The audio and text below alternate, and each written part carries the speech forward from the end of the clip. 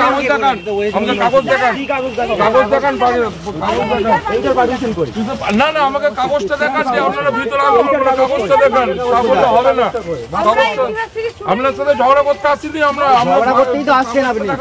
ভিতরে পারমিশন আছে, ভিতরে পারমিশন দেখাতে হবে তো আপনাকে। বলছি শোনো দাদা তো ঢুকে যাচ্ছিল একটা দাঁড়া, ওগুলো হয় না, পারমিশন নাই তো। এগুলোর পারমিশন কোথায়? আপনি বাইরে গিয়ে করুন না, আমি তো বলিনি বাইরে করে করুন। আমরা বাইরে কেন করব? উনি বাইরে কেন লাগাতে পারবো না? তো বাইরে তো করুন না, গিয়ে না কাজ করলে হবে না, আপনি পারমিশন নিয়ে আসতে হবে না। ক্যাম্পাসের স্টুডেন্ট বাইরে কেন করবো? আমাকে ওই কাগজটা পাঠাও, অফিসে রেডি করতে হবে তো। আসো ফুচকা খাও।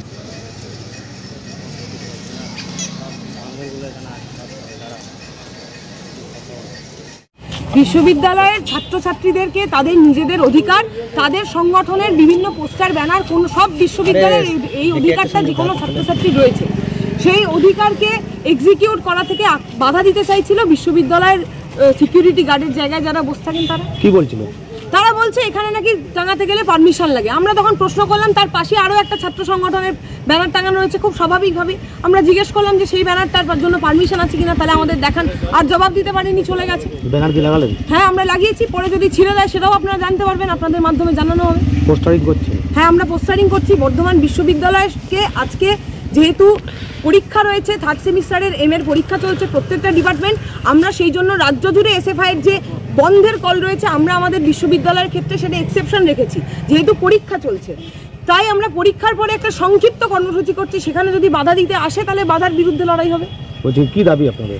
আমাদের দাবি, গত পরশুদিন যাদবপুর বিশ্ববিদ্যালয়ে শনিবার সম্ভবত যে শিক্ষামন্ত্রী ছাত্রকে চাপা দিয়েছে, সেই শিক্ষামন্ত্রীর পদত্যাগ এবং শাস্তি। তার পাশাপাশি দেখলাম নির্বাচনের দাবি। আমরা যে কথাটা বলতে গেছিলাম শিক্ষামন্ত্রীকে, যে এতদিন ধরে ছাত্র সংসদ নির্বাচন বন্ধ, সেই ছাত্র সংসদ নির্বাচনের তারিখ কবে দেওয়া হবে। তিনি ছাত্র সংসদ নির্বাচনের তারিখ দিতে না পেরে তাড়াহুড়োয় পালাতে গিয়ে ছাত্রকে গাড়ির তলায় পিষে মারতে চেয়েছিলেন। ফলে সেই ছাত্র সংসদ নির্বাচনের দাবিতে বর্ধমান বিশ্ববিদ্যালয়ের দীর্ঘদিন ধরে মেয়াদ উত্তীর্ণ ছাত্র সংসদ, আপনারা দেখতে পারবেন আমরা বিভিন্ন জায়গায় আমরা এটার বিরুদ্ধে প্রতিবাদ জানিয়েছি। গোটা বিশ্ববিদ্যালয়ের ক্যাম্পাসে ঘুরে দেখবেন বিভিন্ন কর্মসূচি, তার তলায় বর্ধমান বিশ্ববিদ্যালয় ছাত্র সংসদ। আমরা বলতে চাইছি, ছাত্র সংসদ তো 17 সালে নির্বাচনের পর নির্বাচন হয়নি, তাহলে ছাত্র সংসদ ইনভ্যালিড, মেয়াদ উত্তীর্ণ। সেই ছাত্র সংসদ কোনো প্রোগ্রাম নেবে, সেই প্রোগ্রামকে স্যাংশন দেবে, তার টাকা দেবে বিশ্ববিদ্যালয় কর্তৃপক্ষ, সেটা কি করে আইনত হতে পারে, সেটা কি করে বৈধ হতে পারে। আমরা তাই অবিলম্বে সঠিকভাবে গণতান্ত্রিক ছাত্র সংসদ নির্বাচন চাই। সেই নির্বাচনে তারপর যে সংগঠন ছাত্র সংসদের নির্বাচনের দায়িত্ব পাবে তারা পালন করবে, কিন্তু সেটা ডেমোক্রেটিক হতে হবে, সেটা স্টুডেন্ট দ্বারা ইলেক্টেড হতে হবে। আমি নিজেকে জিএস বলে দিলাম, আমি নিজেকে এজিএস বলে দিলাম, দিয়ে মাতব্বরি করে বেড়ালাম, সেটা কোনোদিনও ছাত্রছাত্রীর গণতন্ত্রের স্বার্থে নয়।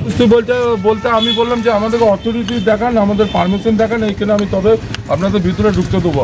বলছে আমি কারো পারমিশন নেবো না, আমরা ঢুকবো এখানে, কারো পারমিশন চাই না গো, আমরা স্টুডেন্ট, আমরা ঢুকতেই পারি, ঠিক আছে, ঢুকে আন্দোলন করতে পারি। যেহেতু আমাদের কাছে অথরিটি আছে, অথরিটি উপর মহল থেকে খবর আছে যে অথরিটি যদি না পারমিশন দেয় এখানে ভিতরে ঢোকার কোনো পারমিশন নাই, কিন্তু তার সত্ত্বেও জোর করে ঢুকেছে এখানে, ঠিক আছে।